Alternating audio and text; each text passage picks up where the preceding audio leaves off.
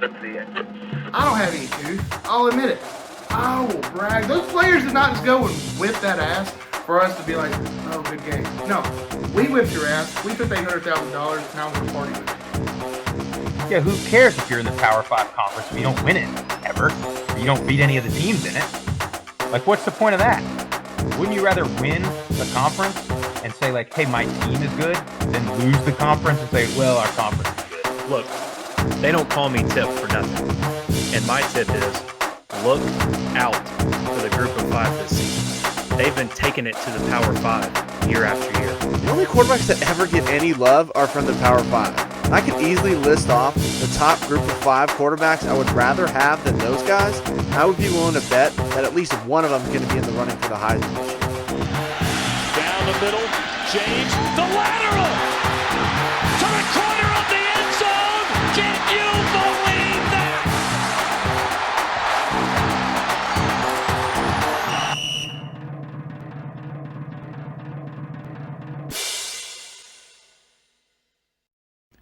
Welcome in, everybody. Group of 5 Guys podcast. I am your host, Matt Sprouse. We got the boys here with us. We're going to take a look at the past week, week 5, review it a little bit. We're going to take a look up ahead at week 6. We are full-blown into conference play. This week is October 8th weekend, which preseason was supposed to be one of the most important weekends of the year in conference play. I believe it still is, maybe just different games that we were talking about preseason. Before we go any further, if you guys like the show, follow and subscribe. YouTube, Apple Podcasts, Spotify. Hit like, hit share, hit retweet. All the above. Get the word out that the group of 5 guys are trying to fight the fight that we are all fighting. Follow us on all social platforms at Group of 5 Guys. Let's go around the horn, talk to the boys. Jesse Grisham, start with you. How are you? Man, doing fantastic, Sprouse. Another great weekend of football. Let me just say, I know I'm a heavy personality, physically, literally, mentally. But, you know, I'm cut jokes. I bash fans. I bash Jeff all the time. And this show's fun. This show's fun. But something we've, as a group, missed out on the past couple of weeks. Take a little serious note here. College football. It's not all about just wins and losses. We need to give a huge shout out to and be, appreciative of the University of La Tech. What Coach Cumbie did for Clemson on behalf of Ella Brees, Brian Brees' sister, who passed away with cancer, going to the game wearing a shirt dedicated to her, and the whole team individually writing letters for Brian and his family. It's first class. We don't talk enough about La Tech, and I hope that we have some listeners that are La Tech. It's usually Louisiana that we're referring to when we talk about Louisiana football. La Tech, first class program. It's awesome what they did there, and I am now a honorary La Tech fan. I'm going to be watching out for these guys, and I hope they have a great rest of the season. Yeah, that was cool. Kind of reminded me of when, matter of fact, it might have been Clemson that did that with Arkansas State and Coach Anderson's wife after she had passed. But it is cool to see stuff like that. I mean, we, like you said, we always get on here, we dick around, we try to make fun of everything. We try to have a good time. But, yeah, that was really cool to see. We'll keep going around the horn. Tyler Tipton, Atlanta Braves hat. All right, congratulations. Okay, whatever. How are you? Oh, I am doing fantastic. I mean, want to talk about an amazing sweep of the New York Mets, little 3-game series action. So at the time of this recording, Braves just need to win one more game to win the division. So hopefully by the time this is released, they've won that game. But back to some Group of 5 football. What an amazing week 5, some amazing conference games, and excited to talk about these really good week 6 conference games coming up this week. Yeah, it was. We didn't have any Power 5 games last week, so other than I think that final week 12 will be the last time we get some Group of 5 versus Power 5 matchups. We're full-blown into conference play now, but there was some major upsets this past weekend. Last but not least, Jeff Murphy. How are you, sir? Couldn't be better, boys. Glad to be back talking about week 5, hell of a week 5, looking at week 6, and man, rocking my San Jose State Spartans hat because they are flying low under the radar, playing some really good football. And I think they're a team to watch out for the Mountain West, but we'll get into that. Got to call the MTSU versus UTSA game on Friday night. I know we're going to unpack some stuff there here in a little bit, but man, to see Frank Harris and those receivers live and in person, I mean, there's something special down in San Antonio. No wonder why they're conference champs last year and picked to win the conference this year. Phenomenal team. But real quick, guys, so as always, we appreciate all the follows, like Sprouse said, but we need a little bit of help. If you listen to the podcast, we appreciate it. Subscribe to that thing. Help us out on YouTube too, man. Just give us a like, give us a subscribe. It all helps out with the algorithm. Anytime you comment on YouTube, it helps out with the algorithm. So we just want to see this thing go as far as we can take it, where I think everybody wants us to go, but we just kind of need a little bit more help. Tell your friends, hit the share, hit the retweet as much as you can, and we greatly, greatly appreciate it. Yeah, ain't no doubt about it. And before we hit the headlines on week 5 and get into week 6, I want to go back to the Swag Bear. I know he's got a atrocious award for us. Cue him in, Jeff. It's atrocious. It's atrocious. Let me just say for our longtime listeners, are like, oh my gosh, is he going to talk about MTSU again? All right, look, man. I played a lot of snaps at MTSU. I love MTSU. I'm going to watch MTSU. When I see some bad play calling at MTSU, I'm going to make it my atrocious award. CUSA, Conference USA referees, they got to get it together. It's bad. It's like watching Jerry's kids Pee Wee football. It is embarrassing to watch these guys try to officiate a ball game. And I'm not just coming at it from MTSU side of it. It was bad on UTSA side. And I'm not saying officiating would have won the ball game for MTSU, because give UTSA credit, they came out and just played a better game. May have helped if MTSU had a couple fans in the stands, but we'll let Sprouse weigh in on that here a bit. MTSU, they get a bad targeting call and get their best defensive player, Dunnigan. He gets kicked out of the game. Well, it was obviously not a targeting whatsoever. And then we're going to look at a safety. I think everybody in the country saw that the guy's foot was I don't know what qualifies as a safety anymore, because I thought if your foot is behind the line and you get tackled, it's a safety. But referees are trying to protect the quarterback or something. I don't know. Clearly a safety. Does not go in MTSU's favor. And I think UTSA ends up scoring that drive, to be honest with you. And then UTSA, they also have some bad calls. I saw one where a guy barely even touched Cunningham's shoulder, and he falls down. They get a 15-yard roughing the passer penalty. The officiating was bad in that game. It was some of the worst play calling. It was some of the worst refereeing I've seen.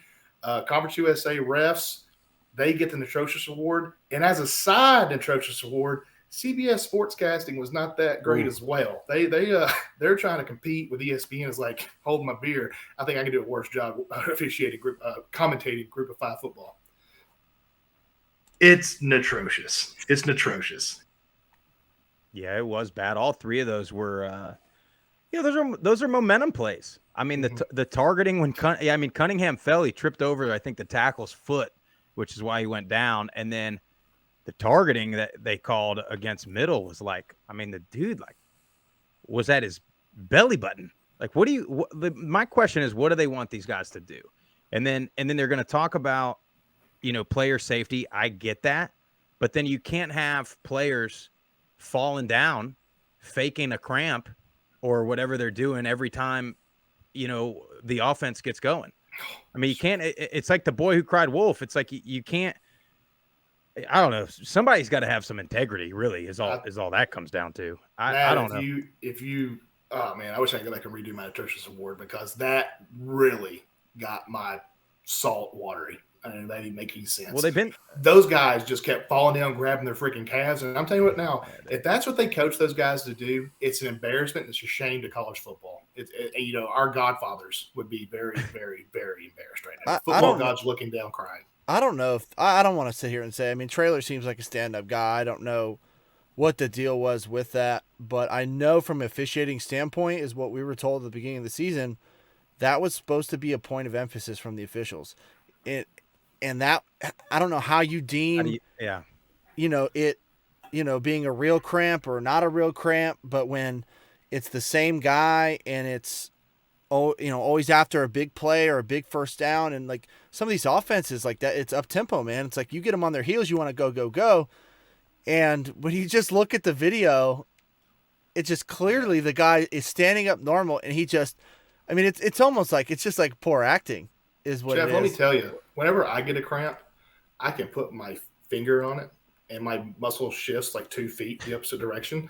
So I would just put my hand on that young man's body, and I would see where his muscles are going. And I'll know if he's It's just cramping or not. subjective, and my biggest thing is like officials like I know you're doing your best, but it's like when you start almost affecting major plays in the game, and these calls could honestly are very questionable. They go either way. It's like I'd rather you just not call anything and just 100%. let them play rather than interjecting yourself, or like on the case of the safety, it's like as soon as you call him down at the 1, you can't go back and like that's the ruling on the field, so you have to have conclusive evidence to overturn it. And then they didn't even look at it, but I guess you can't look at that situation review. But I don't know. It's just, and it wasn't just that game. It was other games all across the country that, targeting's getting called, plays are getting, called back. It's just let the guys play. Well, what's the solution for the fake injury thing? Because you can't, in an era where player safety is supposed to be number one concern, you can't. I mean, God forbid somebody's really hurt and a ref throws a flag at them. Yeah. I mean, that would be bad. So maybe, I mean, isn't it a rule if you're on offense, right, and you get an injury, don't you have to burn a timeout? Yes. Or it's a 10-second runoff or something? So there's got to be a solution where the opposing team, real injury or not, has an option to advance the ball 10 yards, or defense has to burn, if it's a 2-minute scenario, maybe defense has to burn a timeout, and something's got to be done about it. But it's amazing how it happens after every first down play. Well, and there's some teams, I think it was Ole Miss a couple years ago, was literally doing it every single series. Now, that was before it was a point of emphasis, but yeah, Conference USA refs. And again, I know we're not saying that had anything to do with Middle losing, because we are alumni, but because they were bad on both sides. Those are just things that stuck out. But I don't know what to do about it, man. But it was poor. We'll get more into that game a little bit. We're not going to spend all day on Middle Tennessee. We get it, guys. Sorry that we cheer for the school that we went to. God forbid, like we've been trying to get the whole world to do. I mean, we try to play it neutral, but damn it, I'm not going to sit up here and preach, cheer for your alumni and not do it. So, anyway, I'm sure we got some voicemails this weekend, and you guys keep calling that hotline. In my opinion, that's the best part of our show, is getting the fans involved with each other. Getting Terry and Stu. I'm sure Terry and Stu feel like they know each other, and Jimmy Touchstone and Charlotte, I feel like they're all kind of calling. So you guys keep calling the hotline at 615-900-4286. Jeff, if you got those teed up, let's hear them. Yeah, absolutely. I got them teed up, and real quick, we're missing one. He's been a regular caller, but nobody panic. Stu's right from Twitter. He will be back next week. He was taking a week off, a little week hiatus from the social media. So he definitely shot me a message, wanted to get that out clear since he's a weekly caller. All the App State fans probably got some rest this weekend with finally a nice, easy win. Yeah. Also. Absolutely. So we got our boy Terry Johnson. He called in twice. Little pregame Wednesday afternoon call, and then we had a postgame.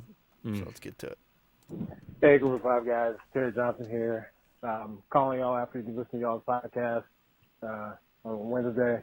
I'm going to give my predictions of the UL South Isle game and my expectations. First of all, I'm a rational UL fan. I just want to speak on all the rational UL fans out there. Coach Dez, it's his first year. You're going to see a lot of things on Twitter and social media. The man needs to be given a chance. He took over this team. He loves this team. All the rational UL fans know that might, take some growing pains. And so for all the guys that are the irrational ones, the idiots out there, the guy needs to get a chance. He's not going to get fired. He needs at least, 2 years to get the ship rolling right in a realistic situation. Yes, I came in irrational, thinking that we could still, run the table, and it was a bad loss last week in a game that we should have won. And shout out to ULM. Hey, they took advantage of our mistakes, but we should have won that game. And, just we got exposed a little bit.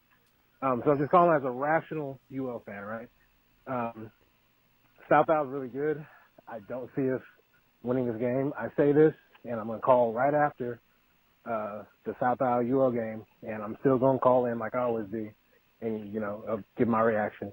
South Isle is really good, man. Kane Womack has done a great job with that team. He's been there before. He recruited really well. He coaches defense really well. Their all-around O-line's great. Quarterback's accurate. The running backs run hard. The receivers are really consistent. And we just at UL, like, we're just not consistent enough.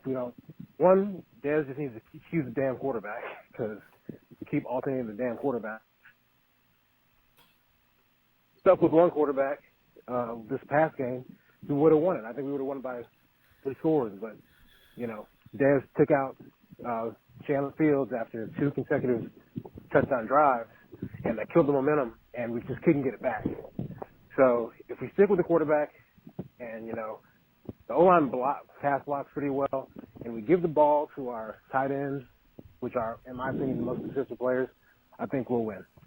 I don't know. I think we'll keep it close. I think we'll cover. Winning, I don't know, but I think we'll cover. So that's just my predictions coming back out. I'm going to call right after the game, like I said, man of my word. And we'll see what happens, man. We'll see what happens. But I love Coach Dez. Hope he gets everything right eventually. But coming from the rational Cajun fans, we love Coach Dez. It's going to take a while. All right, go Cajuns. Talk to you later. All right. Now let's just go to post-game, Terry. Hey, group of 5 guys, Terry Johnson, Cajun fan, calling right after the UL game. As expected, knew we were going to lose, but didn't expect to lose like that on a last-second field goal.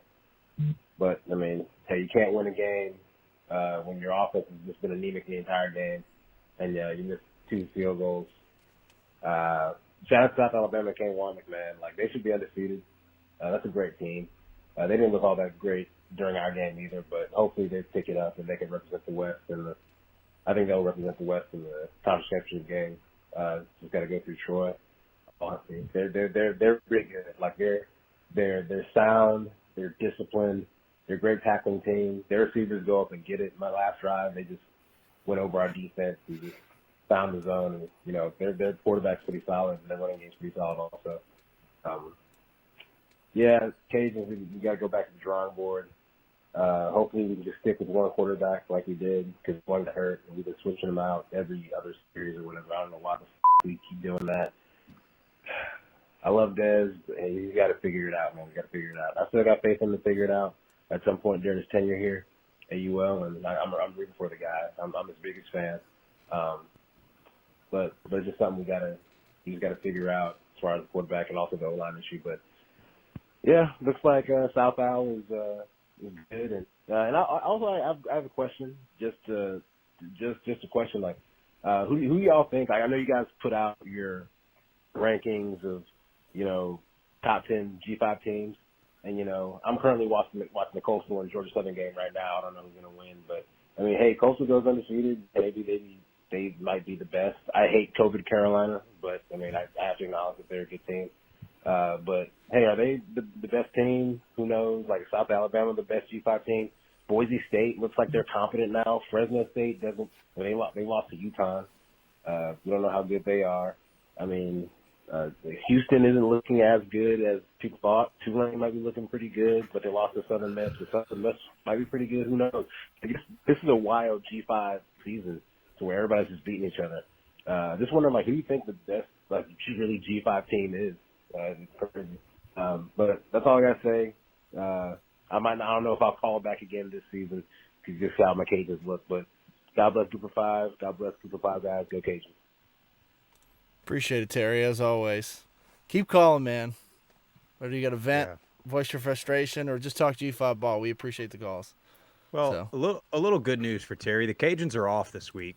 So, sometimes with a new coach, new staff, you get a bye week, settle in a little bit, maybe do some, I don't know. But they also, now here's the deal. They also, the Monroe loss is tough, but then who they lose to? Rice, who we're finding out's a pretty good ball club.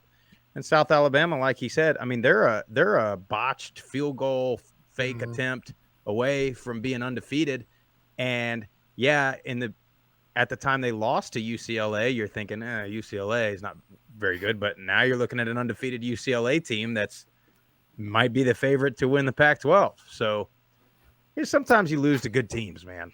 Sprouse, in the words of Coach Yost from Remember the Titans, who these guys think they are, the New York Jets. They're going to try to fire their coach after one season because he's lost a couple ball games. Like, get over yourself, Louisiana. Good God.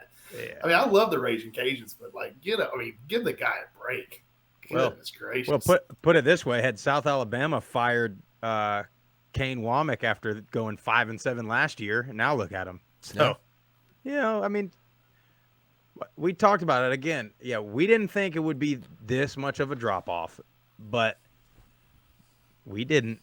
Okay, Jesse, congratulations. We thought they would still be a really good team, but you're replacing Napier, a bunch of players, a bunch of starters, a bunch of the staff. It's going to take some time. We'll take some time. You'll be fine. You want to anybody answer that question? Yeah. Tim, what do you got? Yeah, to answer Terry's question, since they're technically still a group of 5 team right now, I think Cincinnati's the best group of 5 team right now. I think Coastal's second. They got a really good team again this year. I mean, Grayson McCall is guys just balling out, and I think probably the 2 biggest surprise teams that are top 5 group of 5 teams to me is that South Alabama team, and the other one is James Madison. Yep. I mean, none of us, I don't think many people saw either one of those 2 teams, being this good at this point in the season. You know what I like about Coastal Carolina and South Alabama? Good teams find a way to win, and both of those teams came back in the fourth quarter or last minute drives to win the ball game. Yeah, and so that was Coastal Carolina where he jumped over. They're calling it the Myrtle Hurdle. Yeah, that was amazing. And then Carter Bradley's bringing South Alabama down the field with 42 seconds to go to get a game-winning field goal to beat Louisiana at Louisiana. So those 2 teams in the Sun Belt, it's hard to say they're not the best right now. Well, and here's the thing, too. In our poll, I mean, it doesn't necessarily matter in the grand scheme of things of bowl games and whatnot, although it probably is the most official and authentic and rational poll there is. Without a doubt. Now, you've got to earn it, too, right? I mean, just because we think Cincinnati is the best team, I mean, put it this way, I think UTSA could go against anybody in the group of 5 and beat them right now. But they lost to a not very good Houston team, so they didn't earn it that week. So you can't just put people number 1 because you think they're supposed to be good. They also got to go out there and prove it week after week after week, and that's what teams like Coastal have done so far. UTSA played Houston at the wrong time. God, they did. I think they beat Houston by 21 points. I agree. I'm right there with you on that. What else you got, Jeff? All right, so keep moving on here. We got second time caller. We got Steeple PC 51. What's going on, group of 5 guys? What's happening? This is Steeple _PC _51. Woo! Just did it and chance up, baby! 5-0. What a game! Wait till you see the highlights. This is, man, I'm with my family. They think I'm crazy because we just shot the world, baby! 5-0. Man, can't wait till next week. We get some of that ULM. Man, I don't know what. What y'all say, family? Huh? What you say, son? What do you say, family? The hurdle is going to be a top. It's going to be an ESPN top 5. The hurdle for the score to take the lead. 34-30. Send Georgia Southern home. Whoa! Let's go. Hands up. I like the Myrtle Hurdle. I love it. That's what they're calling it. They're calling it the Myrtle Hurdle. And I mean, that's a good Georgia Southern team they beat, Jeff. Yeah, it is. That's 100%. A good ball club.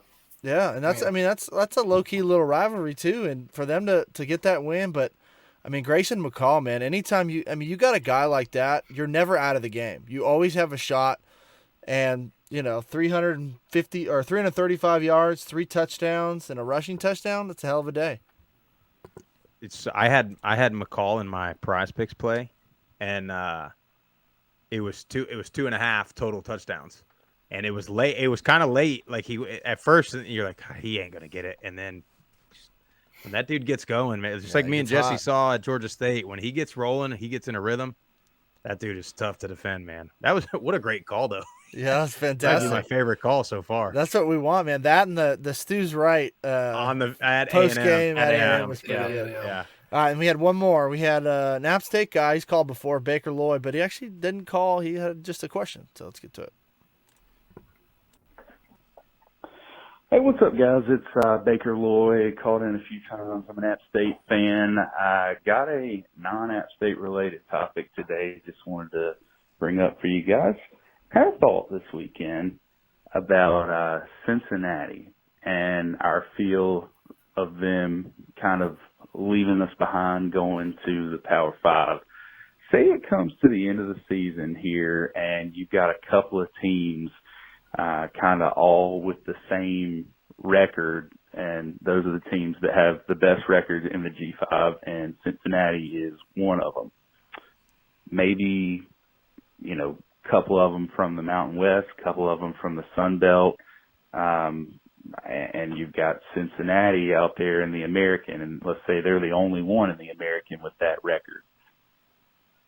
Who gets the nod for the New Year's Six Bowl at that point? Because Cincinnati's only Power 5 win is a home game against Indiana, but my guess is one of those Mountain West or Sun Belt teams maybe went on the road and won a Power 5 game. Does Cincinnati get the nod just because they're moving up to the Power 5? Is there a little bit of Power 5 bias at that point going in? Or maybe is it related to them making the playoff last year? I don't know. It's just, I got mixed opinions about it because I kind of feel like they're going to get a little Power 5 bias at the end of the season on making the New Year's Six Bowl there. Just curious about your thoughts. Hope you guys have a good one, and congrats, by the way, again on your MTSU win over Miami. Hated to see them drop the game this past weekend over UTSA, but I'm sure they'll keep turning it around. Looks like they're having a pretty good year. All right, talk later. Bye. Appreciate it, Baker. Boys? I agree. I think it's exactly what would happen. Yep. They would get the Power 5 bias over I would say, and we don't really consider them Group of 5, but I think Cincinnati would get the nod over a BYU, even though they're both going to the Big 12. If they have the same record, right? Because I think if Coastal remains to go undefeated, obviously they would represent. If it came down to a one loss, though, in my opinion, let's say this is if, ands, and buts, Kenny and Nuts. If App State did only have one loss, that'd be North Carolina. I would give it to App State with that A&M victory. But if it comes down to having like 2 or 3 losses on your schedule, then I think there's no question it'd go to Cincinnati. Yeah, I think Cincinnati or whoever would bring the most TV viewership, which would probably be Cincinnati or maybe UCF. If Boise was in the mix, I think Boise's a good one. But yeah, I agree. I think there will be some Power 5 bias for them. Yeah, and I think too with them being in the actual playoff last year, you know, it's like they've kind of been in a big game spotlight before, so I think they'll kind of just if it's that close of a situation, they would default to Cincinnati. Yeah. Yeah, thanks for the call, Baker. Yeah, appreciate it. Great guys. question. We're going to see all the crap that plays out at the end of the year for sure. We got one more, or is that it, Jeff? Nope, that's it. So appreciate you guys calling in. Keep them coming. You know, whether you got a question or a gripe or want to call somebody out, that's what that hotline is for. So keep it coming. And Sprouse, we got gonna hit one of our partners, Southern Roots Radio, southernrootsradio.com, at Southern Roots Radio on all the social medias. Man, if you like Americana style music, country music, they play all different types of genres from that particular set. But it's connecting the storytelling and twang from classic Music Row, the grit of blues from Beale Street, and the rhythm and soul coming out of the Singing River and Muscle Shoals. Great music coming out from down there in the history of music. And they play our show. So if you want to catch that, 5:30 p.m. on Wednesdays Central Time and Saturday mornings at 8 a.m. So check them out, Southern Roots Radio. Hey, no question. Now, so we're going to get into the headlines from Week 5. We kind of touched on a little bit of them listening to the voicemails there. What I'll do, guys, I will just go around the horn and ask you what you think is the headline that you want to talk about. But I'd like to go first, if you don't mind, just so we can get it out of the way. I want to talk about UTSA and Middle Tennessee. First things first, man, great game. I thought it was an entertaining game. There was a couple times when it looked like UTSA was going to pull away. Middle's defense made some plays, got some turnovers, had the pick six, kept it close. However, the people of Murfreesboro, the business owners of Murfreesboro, other than the guy that owns Domenico's Italian Deli, that guy is a stand-up guy. His business supports the Blue Raiders. You people ought to be ashamed of yourself. You go over there to Middle Tennessee State University, you go to the career fair, you recruit the students, you recruit the athletes, you want them to be salespeople, you want them to go work for your car dealership, you want them to go work for your rental agency, you want them to go sell insurance for you. You go in there, you pick and choose the guys you want, you try to recruit them, and you say, well, they got to win games, and then we'll start supporting them. Then they go down to South Florida and beat the number 25 Miami Hurricanes. Then they play on Friday night on national television audience against the best team, arguably, in Conference USA, a team that has more talent than those Miami Hurricanes. And you don't show up. And it looks embarrassing on TV. And you compare that. You have a chance to put your university in the spotlight and show the world how awesome Middle Tennessee State is. You want to show the person that wants to go to school for musical engineering or concrete management or business management or whatever. You want to show them what an awesome time it is in Murfreesboro. You show up to the game, you have a raucous crowd, and your applications are going to go up. But instead, you get there on CBS. It looks like there's nobody there. Between plays, you can hear nothing except for the same couple of songs that the band's playing over and over again. You hear no music. You get a big 3rd and 11. You don't hear anything at all until there's a roughing the passer call or a targeting call. No music, nothing to hype. It looks like there's no environment. And the people that are saying like they laid an egg, dude, there is a huge difference between coming out flat and getting blown out and losing by 2 touchdowns to the best team in the conference. When you had the ball down 1 touchdown with a chance to go tie the game. So this was not a blowout. This was not Middle Tennessee laying an egg. This was getting beat by a team that played better. Happens all the time. You keep moving the goalpost. If they would have beat UTSA and then lose to UAB this week, you would have been like, yep, there it is. Every time they win a big game, they lose the next one. It's like, you're not going undefeated every year at every school in the country, man. You're just not. And you think it doesn't matter to the players. You know what it's like? Have y'all seen the movie Liar, Liar? Sure have. You know when that poor kid, his dad's a lawyer, his dad works all the time. All he wants to do is have his dad show up for his birthday. And his dad's telling him, yep, this is the year, buddy. I'm coming for your birthday. We're going to go to the Jose Canseco game, right? That's what it's all about. That's what these fans are telling the Blue Raider athletes. Oh, just win, guys. Have a big game at home. We'll be there. We'll be there. And then you know what happens? Fletcher doesn't show up to his kid's birthday. And his mom picks him up and they leave and they move to Boston with that scumbag. All because he doesn't come to his birthday. That's what it's like, though, to the players. And we all can speak to it. You're like fired up. You're thinking, this is the day the dad's coming to my birthday. And then he doesn't show up when I come out of the tunnel and nobody's there. And it's freaking devastating. And we're lucky that they didn't lay an egg and come out flat because they had every right to with that BS environment that showed up at that game. And I don't want to hear the Friday night excuse, too, because 3 years ago, they hosted a Conference USA championship game that all of us were at, and we were the only God-blessed tent in the entire tailgate. So the excuses of you got to win, you got to play the big game. Buddy, at Middle Tennessee, the conference championship game is the biggest game you're getting, and y'all are not showing up. I'm so sick of it. You look at what App State had when they had the national stage, and I guarantee you their applications for regular students went up. I guarantee you they're making a ton of money off donations from that. And then you look at Murfreesboro, Tennessee, and you look at the Blue Raiders and that athletic program, and nobody showed up to support those guys, and it's BS. And I don't know what to do about it. Unfortunately, guys, I'm just pissed. Thank you. Amen. No, I couldn't agree with you more, Sprouse, and we don't want to spend too much time on this, but kind of going back to your in-game atmosphere. So obviously I call the games. I'm around a lot of people, in the admin and the staff, and let me just give you a little tidbit. Why is what I've been told, rumors in the rumor mill, why there was no music being played. And I texted you guys pregame. I was like, guys, the environment is so much different than the TSU game. Like the music is not loud, the selection is not, it's different than what it was. Craig Cornish is the MTSU band director, okay? This is the most ridiculous thing I've ever heard in my entire life. The band director supposedly complained that the speakers were too loud at the game, and he was threatening to pull the band to not play at the game if they did not turn the music down. I'm sorry, you're a band director, and you're claiming that the speakers are too loud. It's going to mess up your perfect pitch in your ears. So you turn. I'm sorry. Let the band walk if that's the case, because they play the same 5 songs, and I love the Band of Blue. Do not get me wrong. I love them. But if that's your leader, there's just such a large disconnect between every single organization at the university, and we just want it to be fixed. But the fact that the band director is saying that the music is too loud, you stand in front of a massive band and listen to music. I don't get it. He must not be that good of a band director, because Beethoven was deaf and he killed it. So no excuses, brother.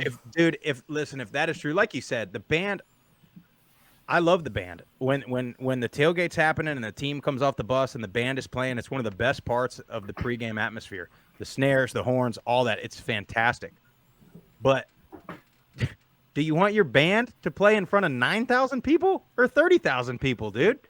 Like, I just don't get why anybody in any administration would think that it's beneficial to have a worse environment and therefore have less people there. If you're in the band, you want to play in front of a big crowd. So you want the football team to be good. You want the environment to be good. You want to play in front of everybody. And if you're the team, yeah, dude, you want the band there to be blasting the fight song after you score and before the game and after the game, and just mix it up, for God's sake. The problem is they're not even playing. The band's not playing on 3rd and 11 or whatever it is. There's nothing happening. Yep. Holy hell. How dare you let the band director put a gun to your head and be like, we're not doing this? Like, come on. Let's put our pants on. Tell the guy to get the. Like I said, I mean that's what the rumor was after the game, because I was wondering why there was no music. I mean, you could, and I was watching the what game was it? I think it was the Charlotte game. The Charlotte game. You said, yeah. Yeah, I was watching the Charlotte game, and big third down, Mo Bamba's banging. I can hear it through the TV broadcast. And on that CBS broadcast, when I went back and watched it, you could not. It was silent. It was dead silent in that stadium. You just gotta. It's all connected, and there's so many pieces, and we need to move on. But that's terrible if that's true. That's a disgrace, man. Wow. What do you think about the game, Sprouse? Couldn't hardly watch it. It looks so boring on TV. You know what? God bless. Last thing, I'm so sorry, guys. You want to know why people think the Group of 5 is a lesser brand of football? Because you know who's in their hotel? All the SEC, Big Ten fans. They're like, Friday night, let's put some ball on before the game. And they watch that. And they're like, look at this shit. How embarrassing is this? Yeah. That's why. But the game itself was great game. Was great. It was a great game. Listen, yeah. I saw some NFL players out there, my friend. Yeah. UTSA's got some dudes. About it. No question about it. And Frank I think Harris is special. Yeah, and as a Blue Raider alumni, I'm very confident going forward in this season. I mean, 100%. That proved to me that they're right there, and I think UTSA is above everybody else, but I think Middle's right there with Western and UAB at the top of that conference right now. Yep. Hey, anyway, Jesse, I always start with you first, but I had to get that off my chest. No, everything you said there, I don't think I could have said it even a tenth as good. We kind of already talked about mine. I was going to talk about South Alabama. I'm on the South Alabama bandwagon right now, and I'm not going to spend too much time on it because I've already given all the information about the game. But you got to think, they're 1 point away from being 5-0 and probably being a top 25 ranked team possibly.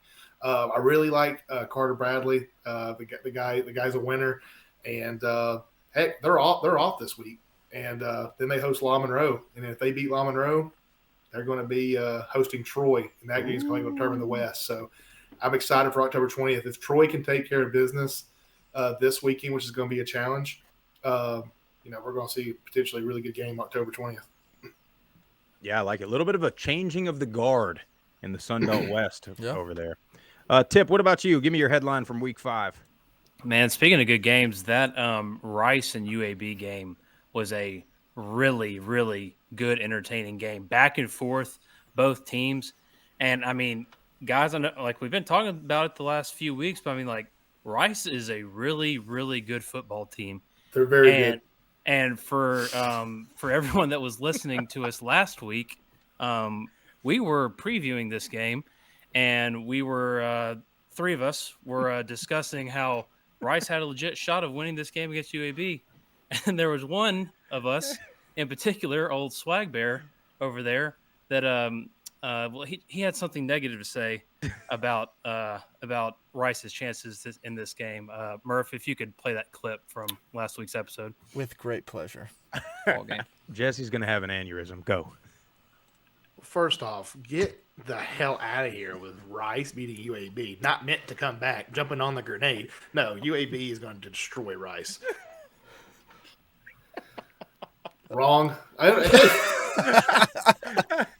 Rice, well, Terry got me on the bandwagon too, to call him a grain of rice. Rice is the real deal. These guys are just showing up and they're winning ball games.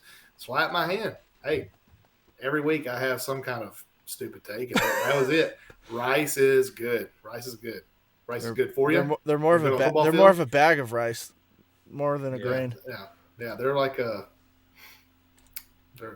good. I was going to say good stuff to eat. But yeah, rice is great. It's like rice peel off. It was a good game. It was a good game. That was a good game. And hell, who's Rice got this next week? No, I'm sure we can go over it again. Do you know off the bat who they got? They're off. Good. Oh God, what a weekend to be off after beating UAB. Yeah. What about you, Murph? What about your headline? Man, we talked about it a little bit, but I'm gonna go with Coastal Carolina. You know, I feel like everybody, there's just like almost this negative connotation towards Coastal because, you know, Teddy Gallagher, and they were kind of arrogant when they first came up, and they had that great season. The COVID, you know, they call them the COVID Chanticleers or whatever it is, but you got to give these guys props, man. They're winning game. They're undefeated. You probably got the best quarterback in the group of five, you know, arguably the country. So Grayson McCall, man, showed up big. I already gave the stats, and that's a heck of a win over a very, very good Georgia Southern team. Yeah. Well, you know, they do that to themselves because Grayson McCall got on Twitter right after the game and said, I don't remember what he said, but he basically said something like, "Hey, my name's Grayson, and I enjoyed whatever he said." So they do that to themselves, but it's fun. I think it's fun, man. We had Teddy on here last year or over the summer, and it's great, man. Those guys are good dudes. They're just having fun playing football, man. So you got to give them a shout out. But just some other headlines, real quick. Air Force got the Commander-in-Chief's deal started out with a win over Navy. Tight game, super low scoring, 13-10 final score on that. Troy with a gigantic W over Western Kentucky. I hope to God that environment in Troy, Alabama this weekend. Sprouse and Swag Bear are going to be down there. Can't wait. It's going to be electric. And Sprouse, a little sub headline: the starting quarterback Watson goes out. Right. Dougie comes in and leads them to. Right. I mean, he had some big throws. He had a big throw on fourth down. I think it was 7 of 8. But man, he held it together and got them the W against Western Kentucky, where he lost the job and ended up transferring. Yeah. Interesting. Poetic justice always. It's always at football. Yeah, I'm really happy for Georgia State too, Sprouse, getting that win over Army, getting their first win of the year. They got to be the best 1-4 team in the history of college football. I mean, I'm just glad for those players because I know even though they were playing Coastal, I could tell they were playing hard. They've just had a rough stretch. So I'm glad they got that win over Army, upset win. Yeah, and then in the Mountain West, Fresno State still looking rough without Hainer. They lose to UConn. Boise State finally looked pretty good. I think Terry said it in the call there. They looked competent finally. NIU, man, Tip, those close games you talked about in the preseason, they dropped to 1-4, losing to Ball State in overtime. Those are all the games that they won last year. And then we got to give a shout out to Tyrese Chambers and Coach Mack down there at FIU. Look, I get it. It's New Mexico State, whatever, but that's a far way to travel. I got that stat here. Hold on just a second. Let me find that stat because they have not won a Division I FBS football game in a long time. I can't remember. Were they like 10-plus point underdogs or something in that game? That's the first FBS win they've had since they beat the Miami Hurricanes. Which fun fact Fun fact for everybody: the Miami Hurricanes are 0-3 in their last 3 games against Conference USA. So Love it. FIU, La Tech, and Middle Tennessee. How about that? So yeah, shout out to FIU. Big win. Sometimes when you've been down for so long, you just got to win one. You just got to figure out how to close the deal. So hopefully they get that train rolling a little bit. Get into the top performers from players, and this is brought to you by Prize Picks. I went 3 for 3 in Prize Picks this weekend, so I won a couple bucks in my player. You guys know me; I don't do anything crazy. So when I say I won a couple bucks, that's legitimately like a couple dollars. But if you go on there, download the app, use our code GOFG, they will match up to $100 your first time deposit. So if you play with $100, they'll give you another 100. You got 200 to play with. Most of the time you can play $5. I think you can play $5 all the way up to, I don't know if there's a max. I haven't tried that yet. $5, $10, $25, whatever you want to do. It's pretty fun. Player props. I'll go to you as always, starting with you first, Jesse Grisham. Top player performance from week 5. Who you got? Make mine quick. 7 catches, 197 yards, 4 touchdowns. Let's look at C.J. Johnson, East Carolina, putting against your boys at South Florida, Matt. Yeah, South Florida. Great showing by C.J. this past weekend. Yeah. I'll go to you, Jeff Murphy, second. Who you got? San Jose State quarterback Shavon Cordero, 314 yards, 1 touchdown, 24 on the ground, and 2 additional rushing touchdowns. San Jose State's playing some pretty good ball. They are. They played Auburn really, really close. I know Auburn's, not having a great season this year in the SEC, but still, that was on the road. And then they beat Wyoming, so they got a big game coming up this week against UNLV. Who would have thunk it, huh? That'd be a big game. Yeah. Both of them playing well. Tip, who you got? Players of the week. Let me not be quick here. We got Tulane quarterback Kai Horton, 3rd string QB for Tulane, comes into the game against Houston and throws 3 touchdowns, and they win that ball game. Unbelievable performance there. You got ECU quarterback Holton Ahlers. He threw for 465 yards, 6 touchdowns against South Florida. And then, we briefly talked about the UTSA guys, and then we talked about Frank Harris. He had over 400 passing yards. He had 31 rushing touchdowns, 4 total touchdowns. And those UTSA wide receivers, he had 3 of them go over 90 yards. You had DeCorian Clark, 8 catches, 139 yards. Zachary Franklin, 5 catches, 98 yards, 2 touchdowns. Joshua Cephas, 7 catches, 91 yards. The wide receiver group at UTSA they're special. There's amazing skill players. And then Ball State quarterback John Paddock had 403 passing yards and 3 touchdowns against NIU. I love it. I got a couple for you too here, guys. First one, I'm going to start out with Kent State receiver Dante Cephas. 13 catches, 246 yards, and 1 touchdown. And then I got 3 running backs. And you guys know I love when the running backs get 30 touches. So you got NIU running back Harrison Whaley in a loss, 30 carries, 230 yards, 3 touchdowns. Marshall running back Kalen Laybourne, 35 carries, 191 yards, 2 touchdowns. Listen to this. Out of Kent State, Marquez Cooper, 40 carries, 240 yards, 2 touchdowns. Workhorse. Yeah. That guy's not faking a cramp. I can tell you that. If he gets one, it's the real deal. I was muted, but that was really funny. Thanks. No so a lot of good stuff out of week 5. Week 6 is going to be super important. Big weekend. We said preseason that October 8th would be really important, especially in the MAC. It's important all over the place for some games that we didn't really think preseason would be good. Start off in the American. I'll go to you, Jesse Grisham. What game are you looking at? I used to think that I look forward more to like the out-of-conference games, the Power 5 versus Group of 5 games. I am digging, the conference games this year, especially this upcoming week.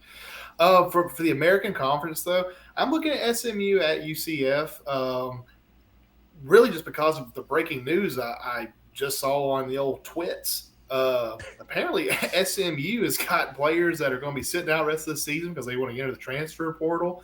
I guess as long as they sit out now, it doesn't mess their eligibility up for the next year. So with that being said, I'm curious to hear y'all's take on that, but I'm also curious to see how that impacts the game for SMU at UCF. I think UCF probably got a better squad. If that's the case, I'm going to take UCF to win the game. It's a lot of noise happening in that locker room at SMU. So, but yeah, so they're going to have, I don't know how many players it is. I try to read the article, but it's a whole damn Dallas Journal. I got to pay $2.99. I'm not going to do it. But SMU UCF, I'm going to take UCF in that. Well, that's a game. Keep in mind that was supposed to be played on Saturday. It got moved due to the hurricane. So it's a Wednesday night. I said Friday. I meant Wednesday. Sorry. Oh, yeah. It's Wednesday night at UCF. I'm interested to see what that does with the bounce house, how that affects that crowd, because they usually crank it up on a Friday night game. But I think last week when we were talking about this game, I had SMU, so I'm gonna stick with them because I don't know who the players are. As long as it's not Tanner Mordecai, then I'm gonna take SMU. Tip, what are you looking at in this in the American this week? I can't believe I'm saying this, but I'm looking at this Houston at Memphis game. I mean, Memphis is favored by 3. I mean, just at the beginning of the year, it's just I would have never thought that Memphis would be favored going into this game. I don't know what's going on down in Houston, but I mean they look done to me. I mean they just look completely out of it.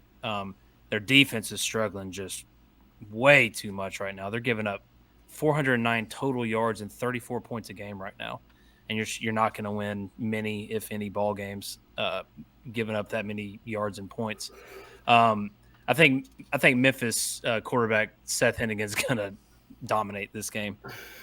Houston quarterback Clayton Tune and wide receiver Tank Dell, they're going to have good games too, but I think Memphis's defense they're going to have enough stops and get the ball back in their offense's hands, and their offense is going to be able to do whatever they want against Memphis's defense. So I'm going to go with Memphis in this game, and I'm going to pick them to cover the 3 points.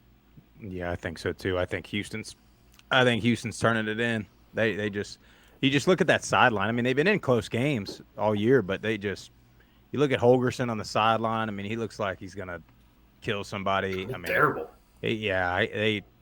They're in shambles. Murph, what about you in the American? Man, I mean, Houston and Memphis was one of mine that I think is going to be a good game. I think Houston, I think they get past it. But ECU at Tulane, I think that's going to be a massive game. Holt Naylor's had a massive game last week, and I think he continues it. I think they beat Tulane by at least 2 scores. Really? I think ECU is rolling. I think they're right really now. good. Yeah. Jesse? We mentioned this kind of last week. Sorry, real quick, Sprouse. We mentioned this last week, but Keaton Mitchell didn't play at all last week, running back for ECU. So I think that'd be something to keep an eye on for this game. Sure. The numbers he put up, I mean, I'm never going to say you don't need Keaton Mitchell. I'm never going to say that. But damn, they put up a lot of numbers without him. No, you're right. They did. And, yeah, they beat South Florida, pretty handily. I think it was like by 20 points. Yeah. But it's just something to keep an eye on. I personally think Tulane is better than South Florida. So, just something to keep an eye on. I mean, first off, you think East Carolina is going to beat Tulane? Tulane at Tulane after the season they're having right now with the defense probably want to be. I don't have the numbers, but I'm willing to bet they probably have the top 3 best defense in the American Conference right now. So they're not going to be just going and just scoring all over Tulane. If Michael Pratt is healthy, take the green wave. Take them. Run with them. Love it. Green over purple any day. What's the timestamp on this so we have this ready for next week? Yeah, get it ready. Love me some green wave. I agree. Defense is legit. I agree with the swag bear. I agree with them. I mean, Tulane's defense is only giving up 14 points a game. They got a good defense. The last 2 weeks they've given up 27 to Ole Miss and 24 to Houston, and I think East Carolina's offense is better than Southern Miss's, and they're playing better than Houston's. So we'll see. I don't think that East Carolina's offense is better than Ole Miss. Is that what you just said? Southern Miss. Oh, that scored 27 points on Tulane's defense. We'll see. Maybe we will. Yeah, I like these. I don't like these lines for. What is the line for that game? 2.5. Tulane minus 2.5. Oh. I would prefer it to be plus 2.5. I'm gonna tell you, if I would have looked at this preseason, I would have said South Florida at Cincinnati is like a huge game. I will take all the L's on that. South Florida, not good. Tulsa at Navy. That's interesting. That line's only 4 points because I think Tulsa's pretty damn good still. I mean, they played Cincy tight. Navy coming off that's going to be a tough physical game at Air Force. I think Tulsa covers that on the road pretty easily. But Navy beat East Carolina, correct? They did. So, I mean, Navy the past couple of weeks have been playing pretty better. good ball. Yeah. And then they barely lose to Air Force. Yeah, but those academy games, I mean, everybody except you last week said that was going to be a tight game. But don't listen to me. People at Tulane right now are like throwing their beers like, shit. Oh, Swag Bear picked us. Damn it.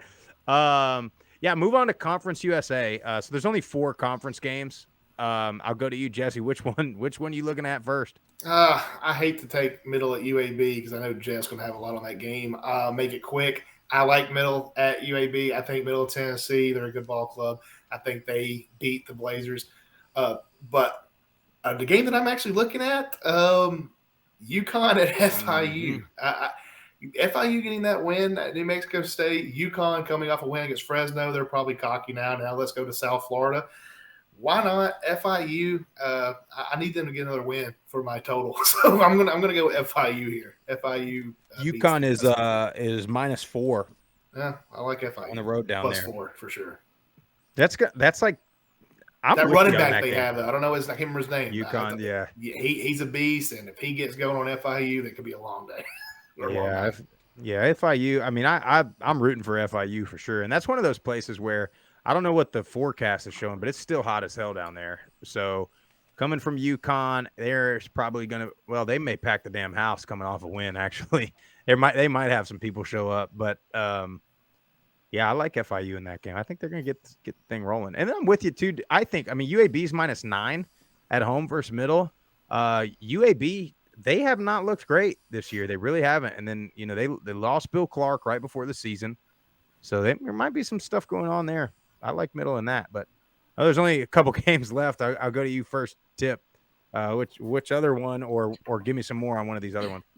And I'm looking at that UTEP at Louisiana Tech game. Louisiana Tech's favored by 3 at home. And the record's kind of deceiving. Louisiana Tech's 1-3. They lost games to Missouri, Clemson, and South Alabama. But I mean, flip side, UTEP. I know Boise State didn't look the best early in the season, but I mean, I think UTEP beating Boise State's a massive win, and both of these offenses are good, so I can see this being a high-scoring game. UTEP's been playing good ball recently. I like the UTEP +3 in this game. I like it. Murph, you want to hit us with Western at UTSA? Maybe the game of the year in Conference USA. Yeah, this is a big game as far as conference implications go. But I'm gonna be honest, guys. After seeing UTSA in person, I mean, every time they had UTSA, Middle did last week on a 3rd and long. They played great coverage in the back end. Frank Harris would make something work with his feet, get outside the pocket, run for first downs. When you've got a guy that can do that, extend drives, extend plays, make off-schedule plays, it's just so hard to beat him. And then you have those receivers on top. It's going to be a huge test for Western. They're on the road. They're just coming off that tough game at Troy. I think San Antonio wins this game. I think there's just too much firepower on that offense, and Western's defense is not going to have enough to stop them. That place, the Alamo Dome, is going to be rocking. Yeah. That place is going to be fired up. It's crazy to think, man, that maybe Western, Middle Tennessee, UTSA, and UAB, are those the top 4 teams in Conference USA right now? I'll tell you what, it's something we didn't get to. North Texas put on a show against FAU this past weekend. So North Texas, every time we say we like them, they get smoked. Then we're like, I'm off the bandwagon. Then they beat the hell out of FAU. So they're 2-0 in the conference right now. It's Conference USA for that's all these conferences for you, really, especially Conference USA though, wide open. Going to the MAC. This is the one where we really said October 8th would be the most important weekend because you have Toledo at NIU and you have Kent State at Miami. Still early in the conference, so those games are still very important, but I do want to go around the horn and see which games you guys are looking at. I'll start with you, Jesse Grisham. Here's the deal: is Rocky Lombardi? Is he ever going to play again? Is he been out? Is he back? What's going on with him? Anybody know? It's kind of a rhetorical question. If that guy can get back, I think in an NIU way, they beat Toledo, and then maybe they get back on track, and then they start making a run at it for the conference. That's the game that I'm most interested in, is Toledo at NIU. Be a huge win for that program. But I feel like Lombardi has just been out, and it's just been it's been a horrible season for them. It's been tough. Yeah. Close games, like Tipton has pointed to. But if they can beat Toledo, that can change their season. I think that can get them on the right track. And then NIU makes a run for it, and here in 3 or 4 weeks, they're looking at, they're 5-4 or whatever, and we're like, okay, this is the team we've been talking about. They're on a 4-game win streak. So Toledo at NIU, hopefully their fans can show up, give them some home support, and get the W. Well, he was. So I'm looking at it right now. He was a game time decision last week. So you'd think, what did he get hurt in the Vanderbilt game, I believe? So you'd think they probably, didn't play him against Kentucky just because it wasn't a conference game, and then held him out one more time, and they lose in overtime. But here's the deal with the MAC, if you guys remember. NIU 7-5? They won the conference. Western Michigan was 7-5, and they finished last in the conference last year. So nobody is. Buffalo's 2-0 in the conference right now. Everybody else is either 1-0 or 0-1. So, wide open still. But yeah, Toledo's a good club. Go to you, Tip. Which game are you looking at?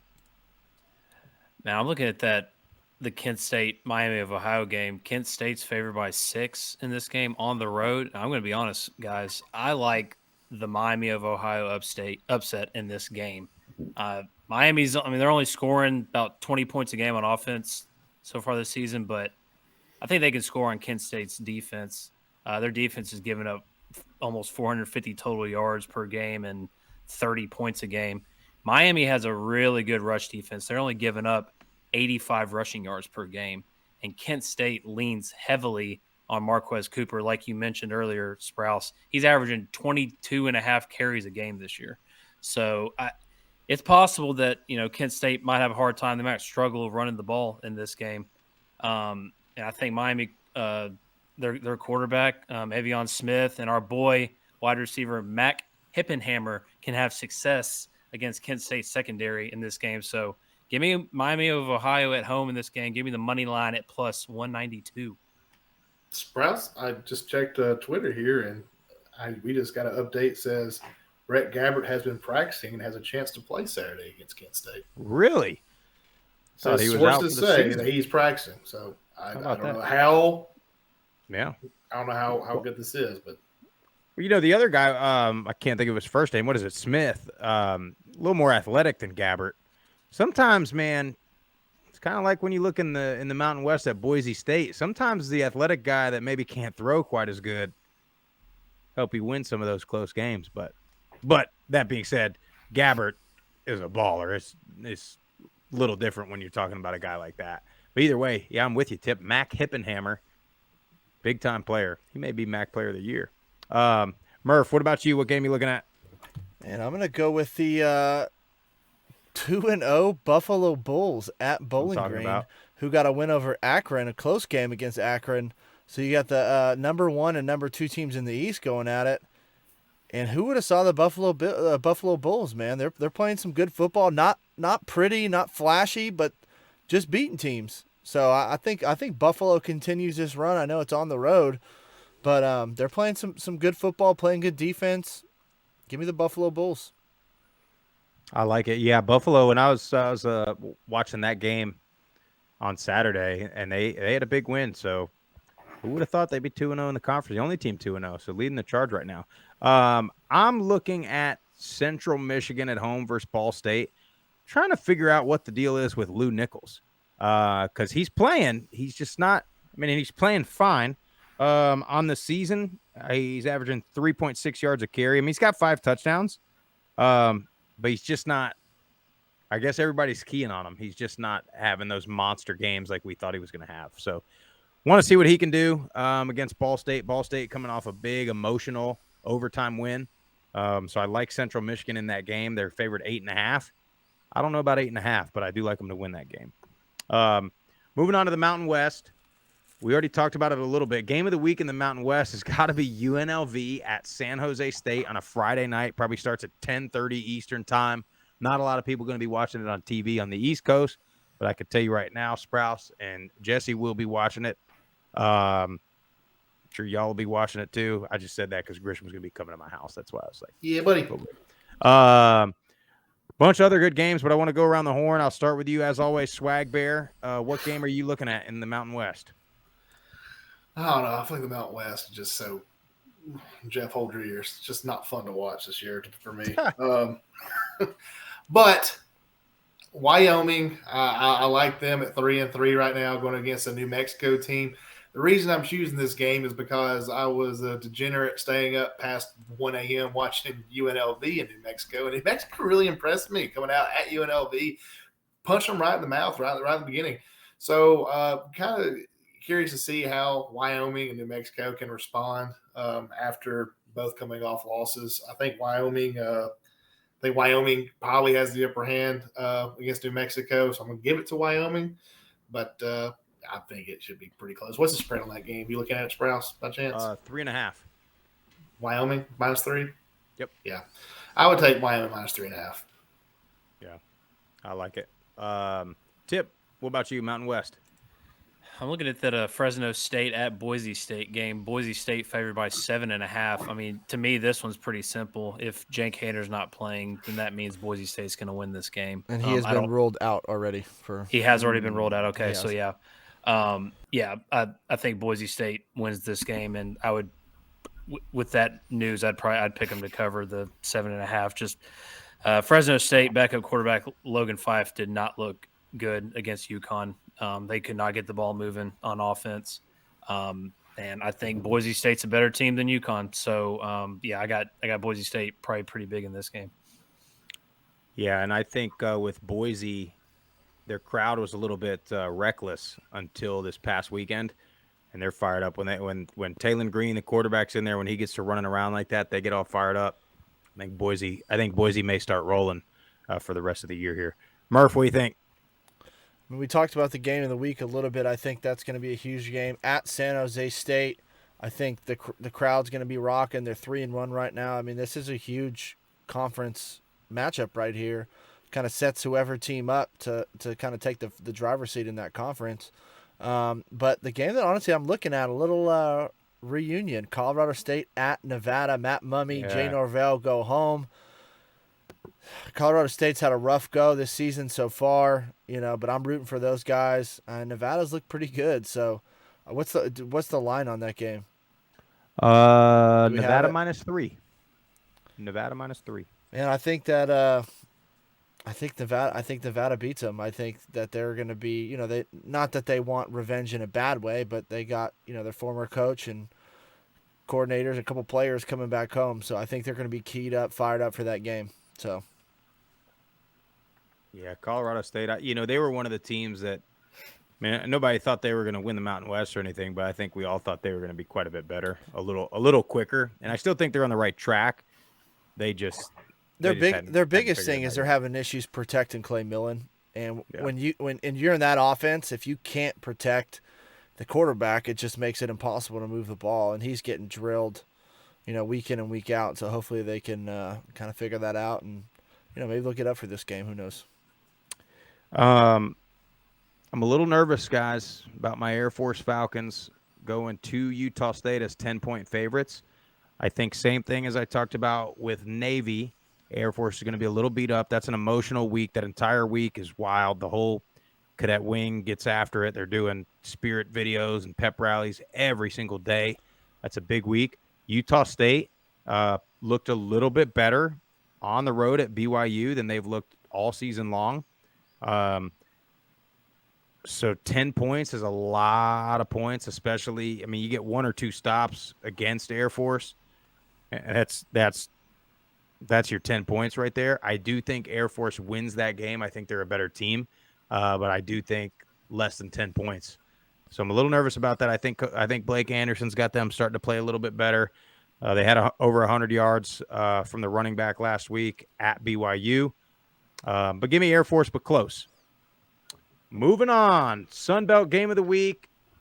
Southern Miss at Troy. Jesse and I will be there. We'll be coming in hot probably around lunchtime. Probably going to check out the Half Shell restaurant on a game day. It was a little bit of a bust in the spring, but we were told game day Saturday that place is going to be rocking. So kind of want to get to everybody on this game. Southern Miss at Troy. Troy 6.5-point favorites. Start with you, Swag Bear. What you got? This game is huge, man. This game is it's particularly huge because Troy gets a huge win at Western Kentucky before that beating Marshall. And let's be real, App State, sorry, they besides the last 10 seconds of the game, they beat App State. So this is a really good Troy team, but they're not just playing some I said slapdick. That means some slouches. Southern Miss is coming in here off of a huge win. Had a bye week also to prepare for Troy. Let's remember that as well. They've had a bye week after beating Tulane, who I love my Green Wave, but the Golden Eagles stored on their ass. I think that Southern Miss comes here with Zach Wilk. He's a talented quarterback, but he has not played. Tulane's defense is good. He hasn't played against Troy's defense. I like Troy winning this game in preparation, getting ready to go play against South Alabama to determine who's top dogs of the West of the Sun Belt. So I think Troy's going to be ready to play. We all know how Coach Summerall is. He's going to have him ready to go. So I'm taking Troy in this straight up. We talked about that after the loss to App State. There's a couple directions you could go after a loss like that, and we said we all thought Coach Summerall would have them boys ready to go after that game. And you beat Marshall. Now you beat Western Kentucky. Now you're going to have I've not been to Troy for a home game in a long time, but I have a feeling the Vet is going to be cranked up.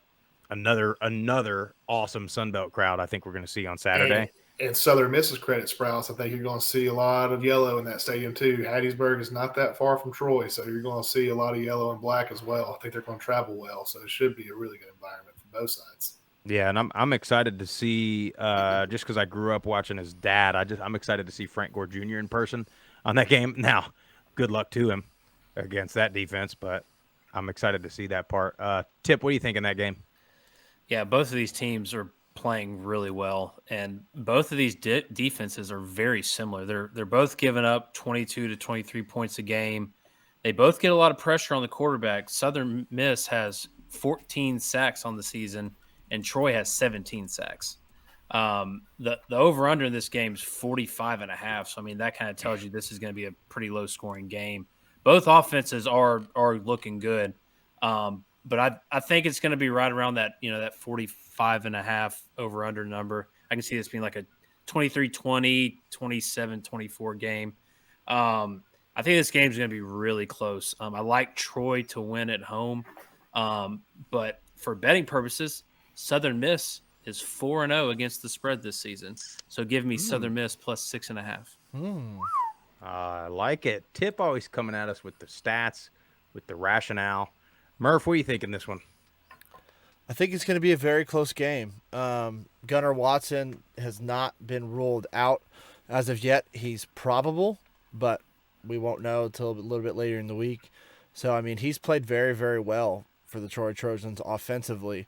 So I think for some reason he can't go. That's going to change the dynamic of the game. But you got two great defenses going at it. I agree with you guys. I think the stadium is going to be awesome. I wish I could make it down there. I think Troy wins. I just think it's incredibly close, and it comes down to the fourth quarter. Interesting stat for you. Carlton Marshall, 59 tackles away from the all-time NCAA record. Wow. And Zach Branner hit the DMs and said that ESPN hadn't mentioned a peep about it. Isn't that something? But 59 tackles away, I mean, barring an injury, he gets that easy this season. I mean, he's getting, what do you have, 17 the other day. So Do you think they'll do like Aaron Judge when he's like one tackle away? They'll move all probably. the games to his to watch him make one tackle? We didn't talk about that, but what are we like? Sorry, I couldn't help. No, we got to talk about it. What are we doing? Like, I'm watching Houston and Tulane, and the pitcher, some pitcher was pitching to him was a giant. He like sprains his ankle, and they're literally showing him limping around the infield while Tulane is driving with 2 minutes left in the game to win the damn game. And I'm watching it, and then you know what they do? Intentionally walk his ass. And I'm thinking, why are we doing this? Like, just if he hits the home run, then show the highlight of it. 30 seconds later, nobody's going to care. If I'm watching Tulane and Houston, it's because I want to watch Houston and Tulane. It's not because I want to watch Aaron Judge take 4 straight balls. If I wanted to do that, I'll put it on the Yankee Network or whatever the hell they're playing on. Word. No, they will not go to Carlton Marshall every time. Every That's pretty funny though. play. If you imagine Every defensive play. Yeah, it's like you got like some basketball playoff game on or whatever, and they're just going to keep taking it off. Would be the playoffs, but well, they'll go, and then unfortunately it'll be on ESPN Plus, and you'll have Max Lugenbaum and Anish Scrap on. Yeah, it won't be that good. But yeah, I like Troy in that game. I'm just excited to go down there. I think it's going to be an awesome environment. There's some other good games in the Sun Belt. You got Georgia Southern at Georgia State. Georgia State 2.5-point favorites at home in that game. I don't get it. Interesting. Give me Georgia Southern, please. Yeah. Yes. That's what I thought. They know something. I think Georgia Southern does not play well at Georgia State or something.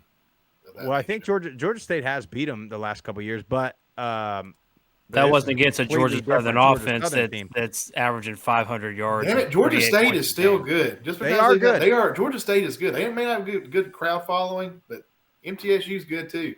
Yeah. Georgia State, those guys can play. It's not going to be a Georgia Southern by a million. I promise you that. Well, I think it's a rivalry game. And here's the unfortunate part for the Georgia State Panthers is there are a lot of Georgia Southern alumni in the city of Atlanta, and also Statesboro is 3 hours away. So there's going to be a good crowd. Unfortunately for Georgia State, it's probably going to be mostly Eagles fans. But I mean, 2.5. I think Southern's the better team, unfortunately, for Georgia State. James Madison at Arkansas State, 10.5-point favorites on the road. James Madison's probably going to keep that thing rolling, boys. They're going to be ranked. They're going to be ranked after this week. I think they're going to have to put them in. I think you got to put them in. Man, App State on the road at Texas State. What do you think, Jeff? Do the Bobcats at Texas State, do they put it all together for us this week? I'm gonna be honest.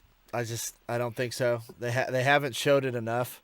You know, they showed it a little bit a couple of games back, but that was against Houston Christian, now formerly known as Houston Baptist. But man, they got beat pretty good last week against James Madison, and Lane Hatcher did not have good numbers. I hate it for him, man, because I wanted to believe, and we went down there and had a good time, and it looked like they had the cohesiveness. They just haven't been able to kind of get it transferred onto the field. So I think App State is too good, coming off a big victory over the Citadel. So I think App State, they handle business. Yeah, I agree. And then Coastal's at La Monroe, 14-point favorites there. I'll tell you what, 14's a lot of points the way Coastal's just been playing around a little bit. So I don't know about 14 points, but I think Coastal wins that game. I don't know if y'all. No, I agree with you. Yeah. Yeah, I agree. I think they win that game, but yeah, 14. That's too much. But I mean, I could also see them win by 14 or more points. So betting wise, I wouldn't bet on this game. It's the group of 5. It's probably going to be a nail biter going to overtime, and Coastal wins by jumping over a linebacker. So we'll see what happens. And then Aaron Judge will show up on the TV. Right? Yeah. 4th and goal. First of all, I got another thing. Hot take alert. Barry Bonds hit 73 homers, didn't he? I mean, for God's sake, guys. And I know they're saying Aaron Judge is clean. Doubt it. Who's Aaron Judge? Great question, honestly. Oh, he's the nephew of Judge Judy, right?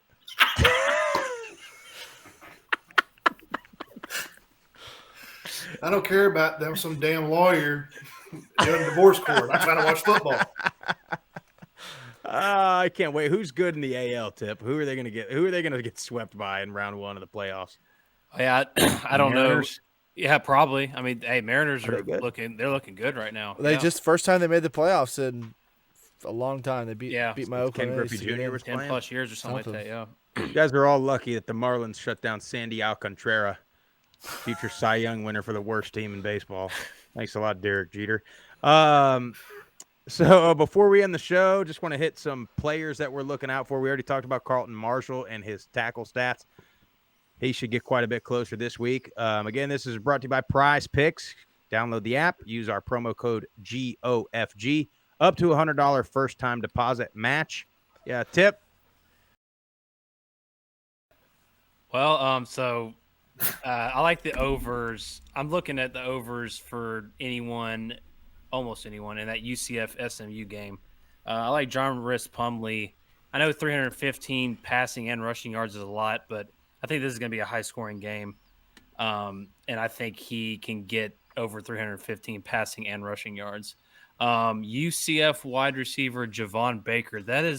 Looks like it has become John Rhys Plumlee's favorite target at wide receiver. So I like him to get over 5 receptions and over 67.5 receiving yards. In that same game, SMU wide receiver Raji Rice. Give me over 7.5 receiving yards.